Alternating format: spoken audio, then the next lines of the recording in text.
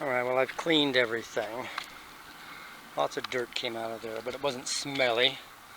The fan for the air conditioning comes on, but the air conditioning does not come on. So we got all the spider webs out of there.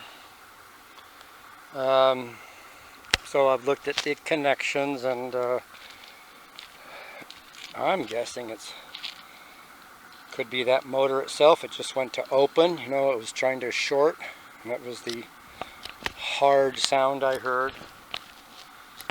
Or maybe it's not. We'll find out. We're calling a pro now. Oh, I don't think it shows. I'm making a video of my work. Oh, gotcha. But right in there are some dead black ants. And this is probably, so we're not getting power to the other side. We've got a professional out there now. So we're going to replace this, or he's going to replace it. So that's ant remnants. And then, I doubt if it's going to show, but it's burned in here. This is where the ant site is. Trying. This side is burned too, but it looks more like splatter, like it was chattering. But that was it. So that cost $500. This was $410 to have him replace it.